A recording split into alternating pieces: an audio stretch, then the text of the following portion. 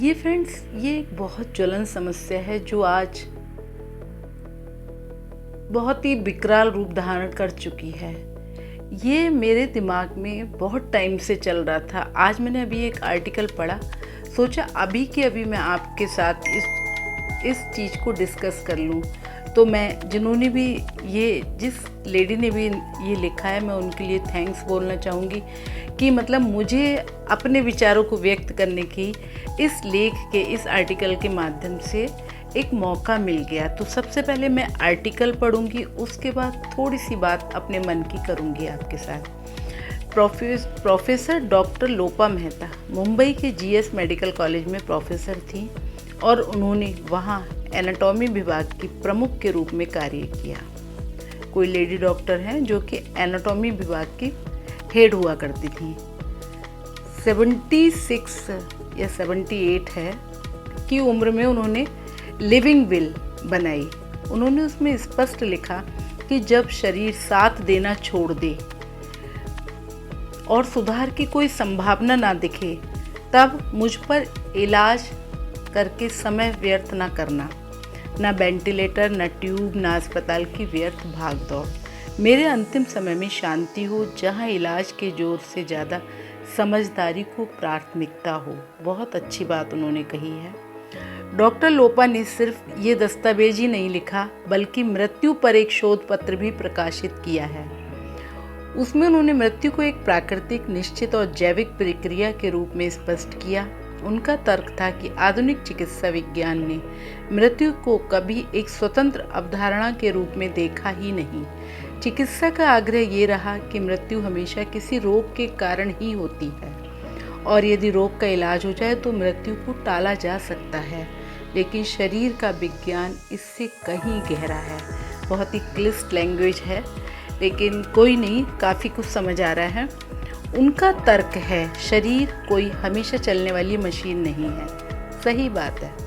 ये एक सीमित प्रणाली है जिसमें एक निश्चित जीवन ऊर्जा होती है। ये ऊर्जा किसी टंकी से नहीं आती, बल्कि सूक्ष्म शरीर के माध्यम से आती है। सूक्ष्म शरीर यानी कि आत्मा, वही सूक्ष्म शरीर जिसे हर कोई महसूस करता है पर देख नहीं सकता। मन, बुद्धि, स्मृति और चेतना, इन सब का सम्मिलन ही ये प्रणाली बनाता है। ये सूक्ष्म शरीर जीवन ऊर्जा का प्रवेश द्वार है। ये ऊर्जा पूरे शरीर में फैलती है और शरीर को जीवित रखती है। हृदय की धड़कन, पाचन क्रिया, सोचने की क्षमता, ये सब उसी के आधार पर चलते हैं। ये ऊर्जा असीमित नहीं है। हर शरीर में इसका एक निश्चित स्तर होता है, जैसे किसी यंत्र में लगी हुई फिक्स्ड बैटरी ना बढ़ाई जा सकती है और ना घटाई जा सकती है। तनिक सोचें। और फिर भी हम डॉक्टर के पास जाकर उस सीमा को, उस टाइम लिमिट को ऊपर नीचे करने की कोशिश करते हैं। जितनी चाबी, ये तो सभी को ही पता है, जितनी चाबी भरी राम ने उतना चले खिलौना। तो कुछ ऐसा ही है। ये सब कुछ ऊपर वाले विधाता के हाथ में है। डॉक्टर लोपा कहती हैं कि जब शरीर की ये ऊर्जा समाप्त हो जाती है, तब सूक्ष्म शरीर देह से अलग हो जाता है। वही क्षण होता है जब शरीर स्थिर हो जाता है और हम कहते हैं प्राण चले गए। ये प्रक्रिया न किसी रोग से जुड़ी होती है, न किसी गलती से। ये शरीर की आंतरिक लय है जो गर्भ में शुरू होती है और पूरी होकर मृत्यु तक पहुंचती है। इस ऊर्जा का खर्च हर पल होता है। हर कोशिका, हर अंग अपना जीवन काल पूरा करता है और जब पूरे शरीर का कोटा समाप्त हो जाता है, तब शरीर शांत हो जाता है। मृत्यु का क्षण घड़ी से नहीं मापा जा सकता। ये एक जैविक समय होता है जो हर किसी के लिए अलग होता है। किसी का जीवन 34 साल में पूरा हो जाता है, तो किसी का 90 साल में, तो किसी का 2 साल में ही यात्रा संपूर्ण हो जाती है।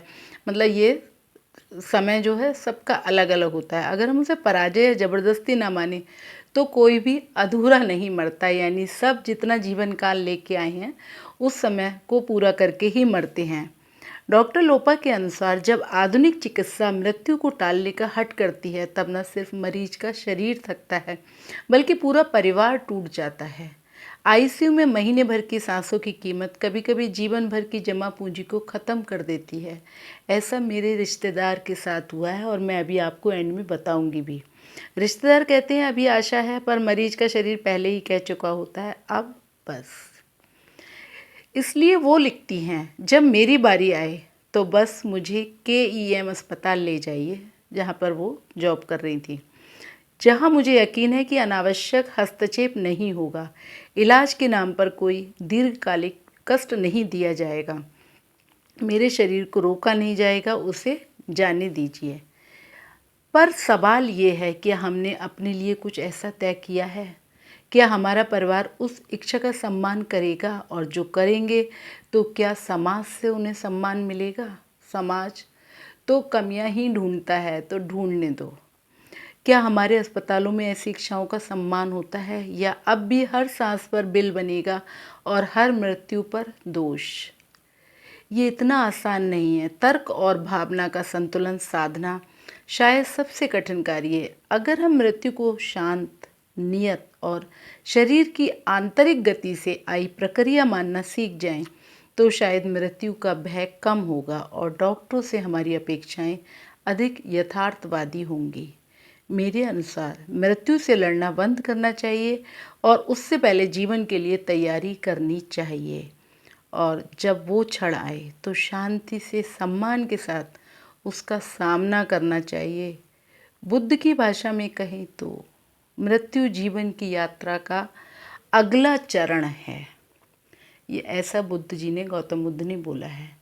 अब डॉक्टर लोपा के ये जो विचार हैं उनसे मैं काफ़ी कुछ सहमत हूँ। अब मैं अपनी बात पे आती हूँ। होता ये है कि मेरे रिश्तेदार मेरे सगे जिया जी अपोलो में एडमिट थे और वहाँ उनको 12 या 14 दिन ICU में आफ्टर डेथ रखा गया। उनकी बॉडी को रखा गया और पता नहीं किसी मशीन के माध्यम से वो हल्का सा बॉडी थोड़ा सा एक झटका लेती थी, हिलती थी, और हम लोग सोचते थे कि इनमें जान आ सकती है और ट्रीटमेंट करवाने में लगे रहे। वो जो ICU था उसका खर्चा शायद 60,000 पर डे था। उसके अलावा उनके जो ट्रीटमेंट होते थे वो अलग उसकी खर्चे। इसके अलावा अपोलो में एक और गंदी बात मैंने देखी, अपोलो क्या हर हॉस्पिटल में है आज की डेट में, कि हल्दीराम का वहाँ पर वो था स्टॉल, हल्दीराम अंदर बैठा हुआ था, हमको खाना खाना है तो वहीं खाना है, चाय पीनी है तो वहीं खानी है, और वो इतना कॉस्टली था कि हर व्यक्ति उसे अफोर्ड नहीं कर सकता है। जो रिलेटिव आते थे उनको भी वहीं खाना होता था। तो ये एक बहुत गंदा व्यापार बनाया हुआ है हॉस्पिटल में। जीजा जी को इतने दिनों बाद हम लोग एम्बुलेंस में लेकर, जब हमारी हिम्मत जवाब दे गई कि लगभग 60-70 लाख के अराउंड जब हम लोग अपने पास से निकाल चुके, तो हमने डॉक्टर से रिक्वेस्ट किया कि हम अपने पेशेंट को वेंटिलेटर के सहित किसी और नॉर्मल हॉस्पिटल में रखने के लिए ले जाते हैं, आप हमें कैसे भी हमें यहाँ से रिलीव करें। तो उन्होंने हमारे को रिलीव तो किया, क्योंकि उनको लगने लगा कि अब शायद ये और पैसा ना दे पाएंगे, या देने की इच्छा में नहीं है, या इनकी हैसियत ही नहीं है, जो भी उन्होंने सोचा हो।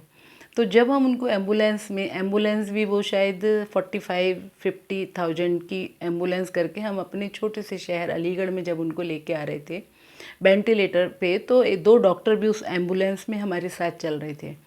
हम लोग 2-3 गाड़ियाँ पीछे पीछे चलने लगी, एम्बुलेंस में 2 डॉक्टर थे और आगे मेरी दीदी के जो सन इन लॉ थे वो बैठे हुए थे ड्राइवर के साथ। जब अलीगढ़ आने से 10-12 किलोमीटर की दूरी पर, मतलब हॉस्पिटल अभी 10-12 किलोमीटर की दूरी पर है, उन्होंने डेथ डिक्लेयर कर दी।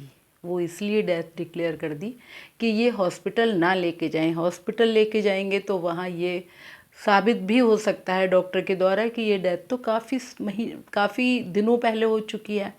तो उन्होंने पता नहीं कौन सी ऐसी मशीन थी जो ऑफ़ कर दी, या कोई ऐसा स्विच था जो निकाल दिया, क्या करा, उन्होंने बोला, हमारी दीदी के जो सन इन लॉ आगे बैठे हुए थे उनसे कहा कि ये डेथ कर चुके हैं, कोलैप्स हो गए। सीधे गाड़ी को, मतलब एम्बुलेंस को घर की तरफ डाइवर्ट किया गया। अब ना वो हॉस्पिटल था अपोलो जहां हम अपनी आवाज़ उठा सकते थे, कुछ तोड़ फोड़ कर सकते थे, और ना ही वो दूसरा हॉस्पिटल था अलीगढ़ का जहां पर हमें अपने पेशेंट को वेंटिलेटर पर रखने के लिए हमने वहाँ पर सीट ले रखी थी। क्योंकि तो कि हम वहाँ उस डॉक्टर के साथ कुछ ऊंची आवाज़ में बोल पाते। तो ऐसी स्थिति में मनुष्य क्या करे।